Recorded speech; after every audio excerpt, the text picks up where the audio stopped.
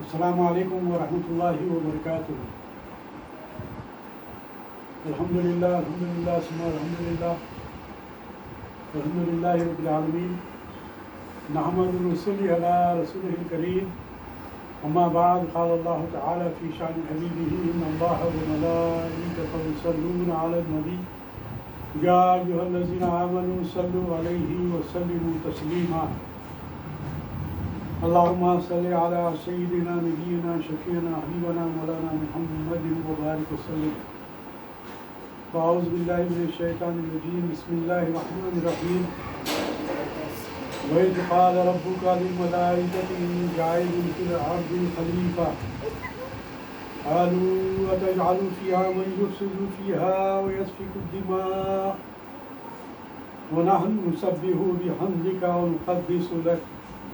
قال إني أعلم ما لا تعلمون۔ صدق اللہ العلی العظیم۔ بسم اللہ الرحمن الرحیم۔ رب اشرح لي صدری ويسر لي أمري واحلل عقدة من لساني يفقهوا قولي۔ سامعین اکرام، ناظرین اکرام، خواتین و حضرات، السلام علیکم ورحمۃ اللہ وبرکاتہ۔ آج ہم سورہ بقرہ کی ابھی میں نے آپ کے سامنے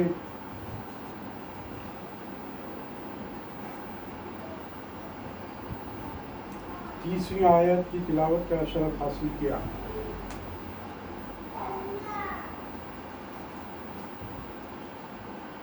اللہ تبارک و تعالیٰ اس آیت شریفہ میں ارشاد فرما رہا ہے کہ جب تیرے رب نے فرشتوں سے کہا کہ میں زمین میں خلیفہ بنانے والا ہوں، تو انہوں نے کہا ایسے شخص کو کیوں پیدا کرتا ہے جو زمین میں فساد کرے اور خون بہائے، اور ہم تیری تسبیح، حمد اور پاکیزگی بیان کرنے والے ہیں۔ اللہ تعالیٰ نے فرمایا میں جانتا ہوں تم نہیں جانتے۔ اللہ تبارک و تعالیٰ کا یہ احسان ہے کہ اس نے آدم کو پیدا کرنے سے پہلے فرشتوں میں ان کا ذکر کیا۔ خلیفہ سے مراد یہ ہے کہ ان کے بعض کے جانشین ہوں گے، ایک کے بعد دیگر، اور ایک زمانے کے بعد دوسرے زمانے میں یوں ہی قرنوں تک یہ سلسلہ جاری رہے گا۔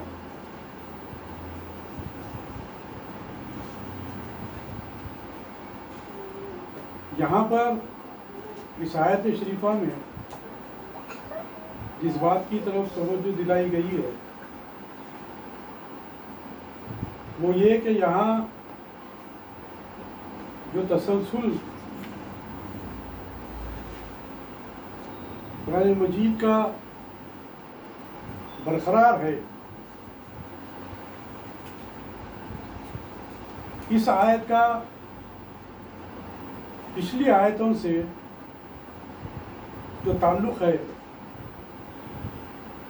وہ یہ ہے کہ پچھلی آیتوں میں ان نعمتوں کا ذکر فرمایا گیا جو بلا واسطے ہر انسان کو ملتی ہے،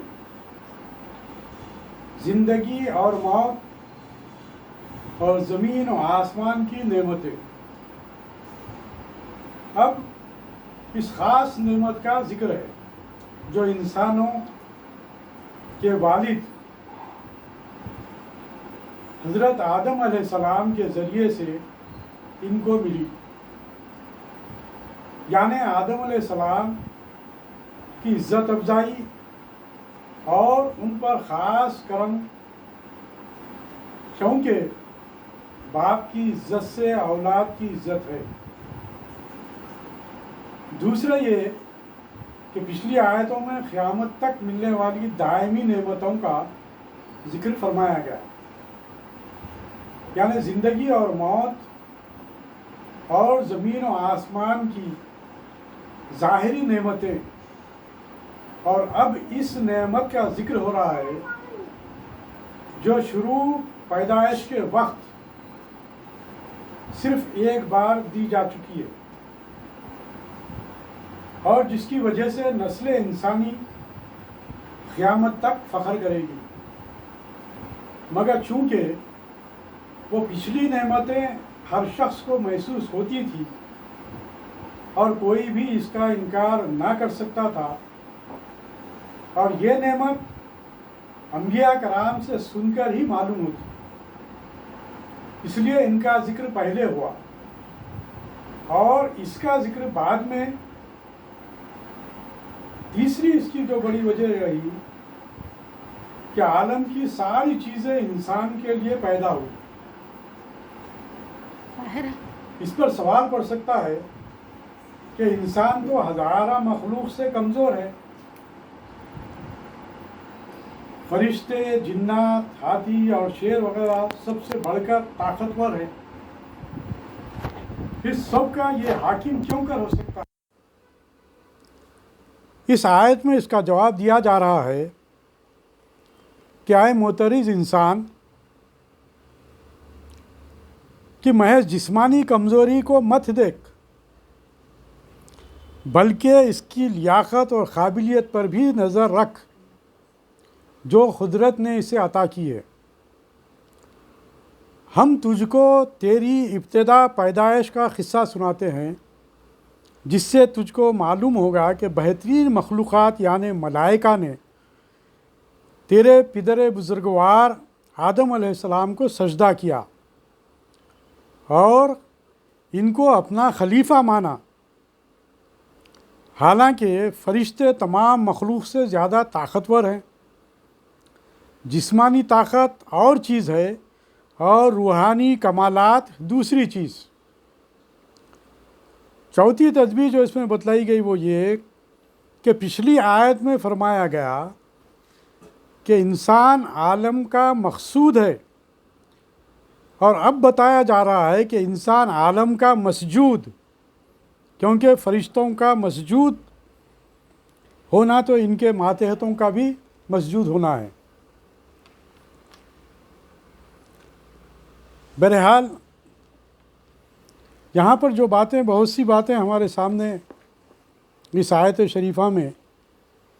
جو بتلائی گئی، وہ بنیادی طور پر تو یہ ہے کہ اللہ تبارک و تعالیٰ نے انسان کو وجود بخشنے سے پہلے اس نے اس کی فضیلت کا بھی اظہار کرنا چاہا، اور فرشتوں کے سامنے جو اس زمانے اس دور کے جو فرشتے اس اللہ تبارک و تعالیٰ کے حکم بردار، ان کے سامنے ان کی انسان کی فوقیت کو ظاہر کرنا چاہا۔ اس لیے اس میں یہ بات بتلائی گئی کہ جہاں پر فرشتوں نے اللہ تبارک و تعالیٰ سے اس بات کا سوال کیا کہ اے باری تعالیٰ، تو زمین میں جو خلیفہ بنانے کا قصد کیا ہے، ارادہ کیا ہے، تو تو نے ایسا کیوں کر رہا ہے، جبکہ وہ زمین میں فساد کریں گے اور خون بہائیں گے، جبکہ ہم موجود ہیں تیری تسبیح و تہلیل و تحمید کرنے کے لیے اور پاکیزگی بیان کرنے۔ اللہ تعالیٰ نے فرمایا میں جانتا ہوں، جو میں جانتا ہوں وہ تم نہیں جانتے۔ اب یہاں پر ایک سوال یہ پیدا ہوتا ہے کہ فرشتوں نے اس قسم کا سوال کس طرح کیا، یہ بات ان کے ذہن میں کس طرح آئی؟ تو مختلف روایات کے ذریعے یہ بات ہمارے سامنے آتی ہے کہ یہ بات بھی اللہ تبارک و تعالیٰ نے ان کے ذہنوں میں پیدا کی۔ اور ایک روایت یہ بھی میرے سامنے ہے کہ حضرت آدم علیہ السلام کے پیدا ہونے سے پہلے، مطلب 2000 سال پہلے زمین پر جنات بسا کرتے تھے، اور وہ لوگ بھی آپس میں اسی طرح خون ریزی کیا کرتے تھے اور فساد مچائے ہوئے تھے۔ تو ان چیزوں سے بھی یہ فرشتے واقف تھے۔ اور پھر اور ایک روایت میرے سامنے ذہن میں آ رہی ہے، وہ یہ کہ فرشتوں نے اس بات کو محسوس کیا تھا کہ اللہ تبارک و تعالیٰ نے ہم کو جو مقام و مرتبہ عطا کیا ہے، اور ہم جس مقام و مرتبے پر فائز ہے، ایسی اعلیٰ اور کوئی مخلوق نہیں ہوگی۔ اس بات کو چونکہ اللہ تبارک و تعالیٰ جانتا ہے، ہر چیز سے واقف ہے، اس بات کو پیش نظر رکھ کر اللہ تبارک و تعالیٰ نے جب آدم کو وجود بخشنا چاہا تو ان کے سامنے یہ بات رکھی۔ یہ بات جو اللہ تبارک و تعالیٰ نے فرشتوں کے سامنے رکھی، تو نہ تو یہ مشورتاً بات تھی کہ فرشتوں سے مشورہ کیا جائے، اور نہ ہی ان سے اس امر پر، اس عمل پر ان سے کسی قسم کی گفتگو ہو، کہ اللہ رب العالمین کن فیکون کا مالک ہے، وہ رب العالمین ہے، وہ جو چاہے وہ کر سکتا ہے۔ یہاں پر جو افضل ترین بات جو میرے ذہن میں آ رہی ہے، وہ یہی آ رہی ہے، کلام پاک کی روشنی میں، تفاسیر کی روشنی میں مفسرین نے جس طریقے سے اس پر تفصیلات بیان کی ہیں، اس بنیاد پر اللہ تبارک و تعالیٰ نے جو کچھ بھی علم یا بصیرت یا بصارت اللہ تبارک و تعالیٰ ہمیں عطا کر رہے ہیں، اسی بنیاد پر چند باتیں میں آپ کے سامنے رکھ رہا ہوں۔ استغفر اللہ ربی من کل ذنب و اتوب الیہ، استغفر اللہ استغفر اللہ استغفر اللہ۔ اللہم صلی علی سیدنا نبینا شفیعنا حبیبنا مولانا محمد وبارک وسلم۔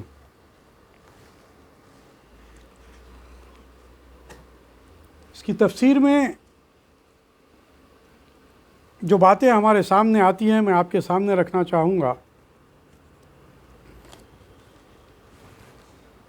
تاکہ ان حقائق سے ہم واقف ہو سکیں۔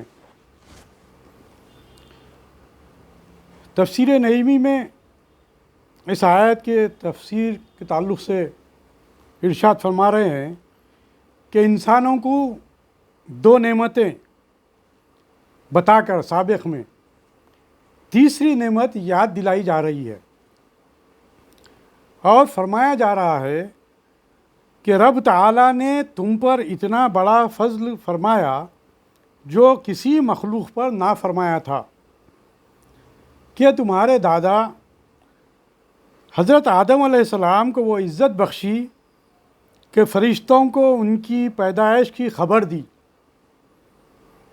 کہ ہم زمین پر اپنا نائب پیدا فرمانا چاہتے ہیں، اس کے اور اس کی اولاد انبیاء کرام کی معرفت، اپنے احکام جاری کریں گے۔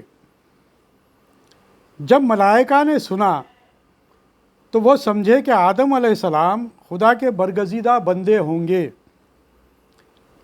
کیونکہ ان کی پیدائش سے پہلے ان کی خلافت اور حکومت کی منادی ہو رہی ہے۔ مگر جب انہیں یہ معلوم ہوا کہ ان کے خمیر میں آگ، پانی، ہوا اور مٹی موجود ہے، جس سے کہ ان میں شہوت اور غصہ یقیناً ہوگا جو کہ فساد کی جڑ ہے۔ تو نہایت تعجب سے کہنے لگے کہ اے باری تعالیٰ،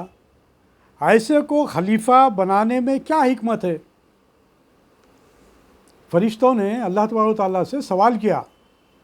جب یہ باتیں ان کے سامنے آئی، جس میں ایسے فسادات کا اندیشہ ہو، رہی تیری تسبیح و تحمید، حمد و ثنا، اس کے لیے ہم فرشتے موجود ہیں، ہمارے اندر نہ غصہ ہے نہ شہوت۔ رب تعالیٰ نے یہ فرمایا اور انہیں جواب دیا کہ جو حکمت ہے وہ تم کو نہیں معلوم، تم میں شہوت و غصے کا نہ ہونا ہی اس بات کا باعث ہے کہ تمہارے سوا ان کو خلیفہ بنایا جائے۔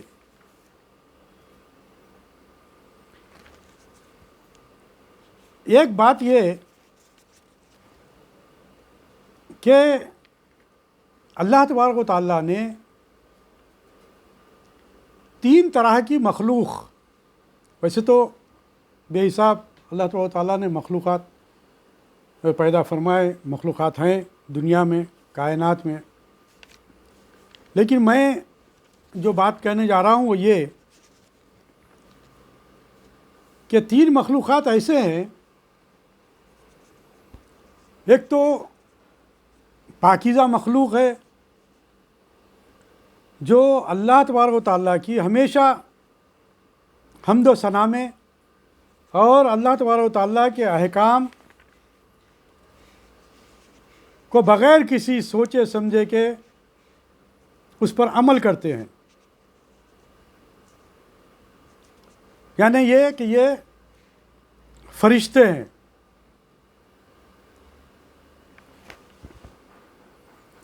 اور دوسری مخلوق جو رہی ہے شیطانوں اور جنات کی، جنہوں نے اللہ تبارک و تعالیٰ کا انکار کیا، جنہوں نے کفر کیا، اور وہ اللہ تبارک و تعالیٰ کی یہ سمجھیے کہ خلاف وہ اپنے عمل کو اللہ تبارک و تعالیٰ کی اذن ہی سے وہ جاری رکھے ہوئے ہیں، کیونکہ اس کی بعد میں گفتگو آئے گی کہ اللہ تبارک و تعالیٰ سے شیطان کو جب اللہ تبارک و تعالیٰ نے اسے مردود قرار دے کر، اسے جب لعین قرار دے کر جب اسے دنیا میں بھیج دیا، نکال دیا، تو اس وقت اس شیطان نے اللہ تبارک و تعالیٰ سے ہی اس بات کی گزارش کی، خواہش کی کہ میں تیرے بندوں کو بھٹکاؤں گا، مجھے مہلت دے۔ تو اللہ تبارک و تعالیٰ ہی نے شیطان کو مہلت دی، لیکن اس موقع پر بھی جو اللہ تبارک و تعالیٰ کی اور شیطان کی جو گفتگو رہی وہ اس طرح رہی کہ اس بات کو ہمارے سامنے جو پیش کیا گیا، درس قرآن میں جو بات آتی ہے، تفاسیر میں جو بات آتی ہے کہ شیطان نے جب مہلت مانگی اور اس نے اس بات کا اعلان کیا کہ میں تیرے بندوں کو بھٹکاؤں گا، تو اللہ تبارک و تعالیٰ نے کہا کہ اگر تیرے بہکاوے میں اگر میرے بندے آئیں گے تو ان گمراہ بندوں کو بھی تیرے ساتھ دوزخ میں ڈال دوں گا، لیکن تو انہیں ہی بھٹکا سکتا ہے جو تیری پیروی کریں گے یا تیری بات سنیں گے، لیکن جو میرے مخلص بندے رہیں گے وہ تیری بات نہیں سنیں گے۔ اللہ تبارک و تعالیٰ نے اس بات کو شیطان کے سامنے رکھ دیا، اور شیطان نے بھی اس بات کو قبول کیا، اور اس نے کہا کہ ہاں باری تعالیٰ، تیرے جو مخلص بندے رہیں گے وہ میری چال میں نہیں آئیں گے، انہیں میں نہیں بھٹکا سکوں گا۔ بہرحال اس قسم کی گفتگو رہی تھی۔ تو میں آپ کے سامنے جو بات رکھنے جا رہا ہوں وہ یہ کہ 3 طرح کی مخلوق ہے۔ ایک تو وہ جو انتہائی پاکیزہ روحانی مخلوق ہے جنہیں ہم فرشتے کہتے ہیں، جو اللہ تبارک و تعالیٰ کی ہمیشہ حمد و ثنا اور اس کے سامنے سربہ سجود ہیں اور اس کے ہر حکم پر عمل کرتے ہیں۔ دوسری مخلوق کے شیطان اور جناتوں کی ہے جو اللہ تبارک و تعالیٰ کا انکار کرتے ہیں اور دنیا میں جو انسان ہیں انہیں بھٹکاتے ہیں۔ تو تیسری تخلیق اللہ تبارک و تعالیٰ کی جو ہے وہ انسانوں کی ہے، آدم علیہ السلام سے لے کر قیامت تک آنے والے آخری انسان، یہ ایک مخلوق انسانوں کی۔ اب ایک تو یہ کہ فرشتے ہیں جو پاکیزہ ہیں، اللہ تبارک و تعالیٰ کی حمد و ثنا بیان کر رہے ہیں۔ دوسرے یہ اللہ تبارک و تعالیٰ کے احکام کی خلاف ورزی کرتے ہیں، ان کے منکر ہے۔ اللہ تبارک و تعالیٰ نے انسان کو خلیفہ بنایا اس لیے کہ اللہ تبارک و تعالیٰ نے انسان میں وہ خوبیاں، وہ صلاحیتیں پیدا کی، اسی لیے انسان کو اشرف المخلوقات کہتے ہیں کہ تمام مخلوقات میں اسے اشرف کیوں قرار دیا گیا؟ اس کی وجہ صرف اور صرف یہی ہے کہ اللہ تبارک و تعالیٰ نے سوچنے سمجھنے کی صلاحیت عطا کی انسان کو، اچھے اور برے کی تمیز عطا کی انسان کو، اور پھر اللہ تبارک و تعالیٰ نے انسان کو پیدا کر کر ایسے ہی نہیں چھوڑ دیا، بلکہ آدم علیہ السلام سے لے کر آپ کے اور میرے آقا سرور کونین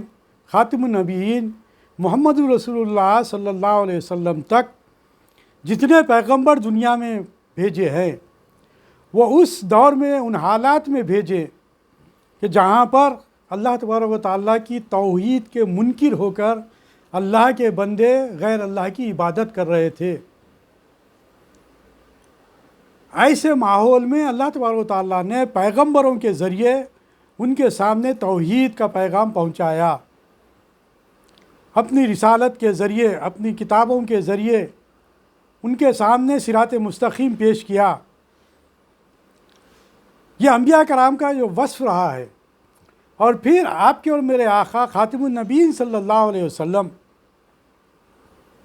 کو آنے والی یعنی کہ یعنی کہ قیامت قائم ہونے تک کے انسانوں کے لیے سرکار دو عالم صلی اللہ علیہ وسلم کو نمونہ بنایا۔ لقد کان لکم فی رسول اللہ اسوۃ حسنہ، اور پھر سرکار دو علیہ وسلم کی وساطت سے سرکار دو علیہ وسلم کے صدقے طفیل میں انسانوں کو وہ شرف بخشا، ہم کو بالخصوص مسلمانوں کو، کہ ہمارے میں جو اللہ تبارک و تعالیٰ نے جو صلاحیتیں پیدا کی سرکار دو عالم صلی اللہ علیہ وسلم کے ذریعے، قرآن کو ہمارے سامنے پیش کیا، قرآن کو بھیجا، قرآن کو نازل فرمایا، تاکہ لوگ قرآن کی رہبری میں اپنی زندگی کو کامیابی سے ہمکنار کریں۔ اس کے اندر تمام تعلیمات اس کے اندر پیش کر دی۔ تو یہ تمام جو باتیں ہیں یہ فوقیت ہے فرشتوں پر انسانوں کو، بالخصوص مسلمانوں کو، کیونکہ اللہ تبارک و تعالیٰ نے سرکار دو علیہ وسلم کے ذریعے ہمیں یہ عزت و شرف عطا کی۔ اب یہاں پر جو بات ہمارے سامنے آتی ہے وہ یہ کہ جب ہم خلیفۃ الارض ہے، ہم خلیفہ بنائے گئے ہیں، کیونکہ سرکار دو عالم صلی اللہ علیہ وسلم کے بعد اب کوئی نبی آنے والے نہیں ہیں، تو اب یہ دین کو پہنچانے کی ذمہ داری کس کی ہے؟ یہ ہر مسلمان کی ذمہ داری ہے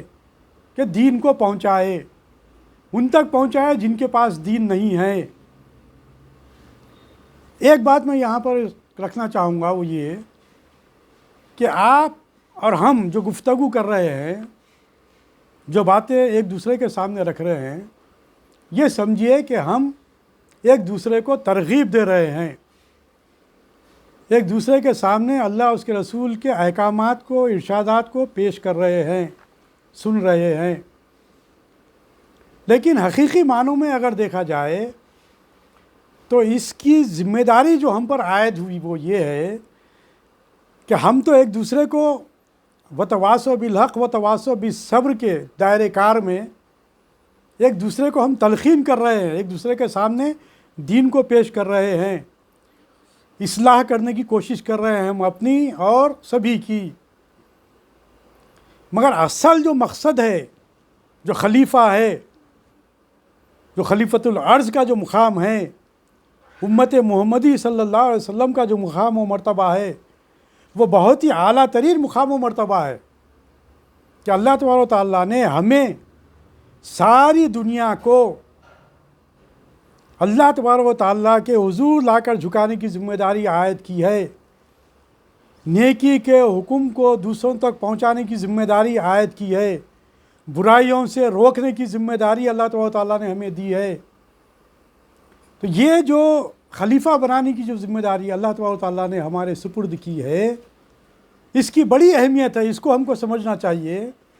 کہ ہم عام انسانوں کی طرح، عام اقوام کی طرح ہم نہیں ہیں۔ ہمارا بہت ہی بڑا مقام اللہ تبارک و تعالیٰ نے ہم کو عطا کیا ہے، بہت ہی بڑے مقام پر اللہ تبارک و تعالیٰ نے ہمیں فائز کیا ہے۔ اس ذمہ داری کو ہم کو سمجھنے کی ضرورت ہے، اور یہاں پر وہی بات اللہ تبارک و تعالیٰ کہہ رہا ہے